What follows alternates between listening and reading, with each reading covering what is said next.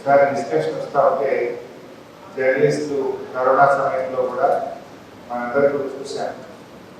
ఒక journalist corona బారిన పడితే ఆ కుటుంబం ఎంత ఇబ్బంది పడదో, ఎన్ని రకాలుగా వేరు ప్రయాసాలకు లోనైందో మనం కూడా చూశాం.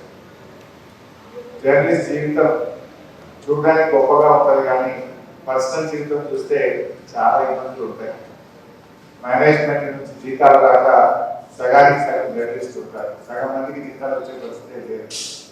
ఇక కొన్ని అయితే ఉన్నా కట్టుతుంది, కొన్ని వెరీ ఫ్యూ అవర్స్. కొద్ది మంది మాత్రం చాలా జీతాలతో పనిచేసే పరిస్థితి ఉంది. సో ఇలాంటి పరిస్థితుల్లో ఉన్న జర్నలిస్టులకు ఏదో కొంత వృత్తాపత్తిగా సహకారం అందించాలనే ప్రయత్నం ముందు నుంచి కూడా మీరు చూశారు. నేను ఉమ్మడి మెదక్ జిల్లాలో జహీరాబాద్ నుంచి మొదలుకుంటే సిద్దిపేట వరకు అన్ని నియోజకవర్గాల్లో కూడా జర్నలిస్టులకు ఇళ్ల స్థలాలు ఇచ్చేటువంటి ప్రయత్నం చేశాం. దాదాపు 90-95% రీచ్ చేసినాం. జహీరాబాద్, నర్సాపూర్, సంగారెడ్డి, నారాయణఖేడ్, అంకోల్, దుబ్బాడ్, గజ్వేల్, సిద్దిపేట అన్ని నియోజకవర్గాలు. బహుశా వేరే జిల్లాలో జరిగిందో లేదో కానీ ఉమ్మడి మెదక్ జిల్లాలో 10 నియోజకవర్గాల్లో కూడా సహకారం అందించే ప్రయత్నం చేశాం. సరే, మీరు కూడా చూశారు, కరోనా వచ్చినప్పుడు కూడా మనం ప్రజలకు చేయడంతో పాటు మన జర్నలిస్ట్ మిత్రులకు కూడా కొంత ఇబ్బంది కలిగితే ఆ రోజు నేను ఆరోగ్య మంత్రిగా ఉండడం వల్ల కూడా కొంత హెల్ప్ అయింది. ఎంత పర్సనల్గా కూడా మనం జాగ్రత్తగా మనం కాపాడుతున్నామో మీకేం తెలియదు కాదు. సరే, ఈ సందర్భంగా నేను ఎక్కువ విషయాలు మాట్లాడడం కానీ వెళ్ళాల్సిన అవసరం ఉంది. నేను ఒకటే విషయం మీతో కోరేది, ఆ రోజు సిద్దిపేట గత 10 సంవత్సరాలు ఎంత అభివృద్ధిలో ముందుకు సాగిందో మీకు తెలియదు కదా. దేశ విదేశాల్లో నుంచి ఎంతో మంది సిద్దిపేట చూడడానికి వచ్చేవాళ్ళు. మీకు అన్ని రాష్ట్రంలోని అన్ని మున్సిపాలిటీల నుంచి మన వెజ్ నాన్ వెజ్ మార్కెట్ చూడడానికి వచ్చిన వార్తలు మీరే అనేక సార్లు రాశారు. మన రైతు బజార్ చూడడానికి వచ్చినటువంటి ఎన్నో పట్టణాల నుంచి, నియోజకవర్గాల నుంచి చూసినారు. పక్క రాష్ట్రం ఆంధ్రప్రదేశ్ నుంచి కూడా ఈ లోకేష్ గారి నియోజకవర్గం నుంచి వచ్చినారు. అదేవిధంగా అప్పుడు cooker Rajendranath Reddy finance minister, వాళ్ళ కాన్స్టిట్యూన్సీకి వచ్చినారు. ఇట్లా ఎన్నో పక్క రాష్ట్రాల నుంచి అధికారులు, శ్రీలక్ష్మి ఒక ఐఏఎస్ వచ్చి మన డబుల్ బెడ్రూమ్ ఇళ్ళ మోడల్ క్వాలిటీ చూసిపోయినారు. ఇట్లా ఎంతో మంది దేశ విదేశాల్లో వచ్చారు. మన ఇబ్రాహీంపూర్ అయితే ప్రపంచంలోనే ఒక 40-50 దేశాలకు వచ్చింది. భారతదేశంలోని అన్ని రాష్ట్రాల ప్రజలు మన ఇబ్రాహీంపూర్ను విజిట్ చేసి మన ఇబ్రాహీంపూర్ పేరును, మన సిద్దిపేట పేరును దేశ పటంలో, ప్రపంచ పటంలో నిలబెట్టుకున్నారు.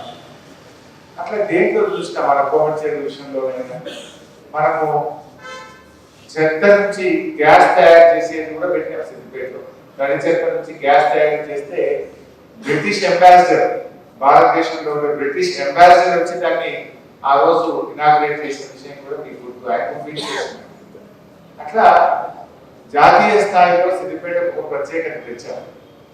ఏదైనా ఇక్కడ చూసి నేర్చుకోవాలన్నంత గొప్పగా పచ్చదనం విషయంలో, చెట్ల విషయంలో, వెజ్ నాన్ వెజ్ విషయంలో, విద్యా సంస్థల ఏర్పాటు విషయంలో మన ఇందిరానగర్ ప్రభుత్వ పాఠశాల రాష్ట్రంలోనే one of the best school Indiranagar పాఠశాలని ఎన్ని హైయెస్ట్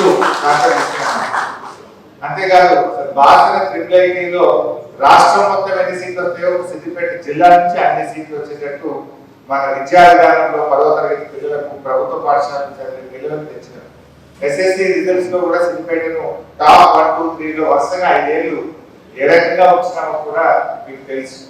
అట్లా ఏది తీసుకున్నా మన రైల్వే పనులు వేగంగా పరిగెత్తించి అసలు అదొక కళగా ఉన్న రైల్వే లైన్ నిజం చేసిన విషయం కూడా మీరు చూడడం ఏం కాదు.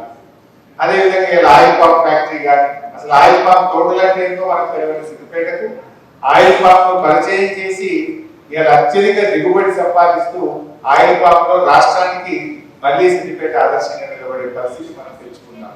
ఇట్లా ఏ రంగం చూడండి, మెడికల్ కాలేజ్ పనులు కానీ, మన కట్టిన 1000 పడకల ఆసుపత్రి కానీ, ఇవన్నీ మీకు తెలియని ఏం కావు.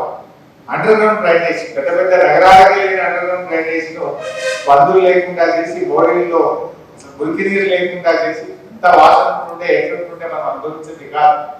యూజీడీ చేసి ఒక స్వచ్ఛ సిద్దిపేట, దక్షిణ భారతదేశంలోనే clean and green city award కేంద్ర ప్రభుత్వం నుంచి మన సిద్దిపేట పోటీ.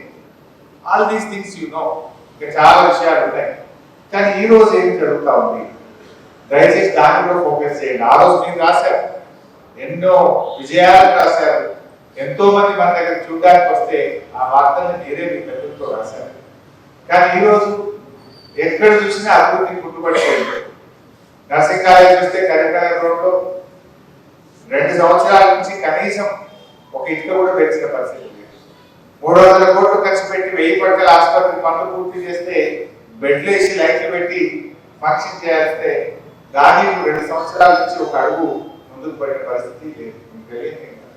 ఆ వెటర్నరీ కాలేజ్ పెడితే బీబీఎస్సీ సగం పెట్టిన దాన్ని ఎట్లా ఎత్తుకపోయిందో ఆ ఎక్కిరిస్తుంది. మనం ఆడ పిల్లల్ని కానీ స్లాబ్ పడ్డ కలెక్టరేట్ పక్కన వెటర్నరీ కాలేజీలో అసంపూర్తిగా మధ్యాంతరంగా ఆగిపోయిన పనులు మనం ఎక్కిరిస్తున్నటువంటి పరిస్థితి కూడా మీకు తెలియదు. ఏం కాదు, ఏదన్నా చూడండి. ఎక్కడన్నా చిన్న కోట్లు పోతా ఉంటారు, ఆ రోడ్ 4 లైన్ రోడ్ శాంక్షన్ అయ్యి సగం పనులైన గుంతలమైన వర్షాలకు ఆ జంక్షన్లలో ఏ రకంగా పరిస్థితి తయారైందో మీకు తెలియదు. ఏం కాదు.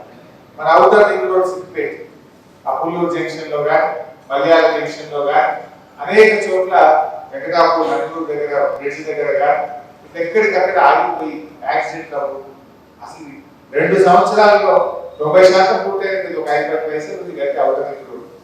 ఆ గుంతలు ఆ జంక్షన్స్ కూడా పూర్తి చేయనటువంటి పరిస్థితి 2 సంవత్సరాలకి ఏం జరుగుతుందో మీకు తెలుసు. అసలు ఈ మండలాఫీస్ వ్యవస్థ కానీ బస్ స్టాండ్ కాడ కానీ ముస్తాబాద్ వ్యవస్థ కాడ రియల్ ఎస్టేట్ వ్యాపారులు ఏడ చూసినా ఒక 200 బండ్లు ఉంటుంది. వరకు 200 బండ్లు ఉంటుంది. చూద్దామంటే ఒక మనిషికి రావట్లేదు, మనిషి చూద్దామంటే కనబడకుండా అయిపోయింది. ఏమైపోయింది అని పెట్టి కూడా మీకు తెలుసు.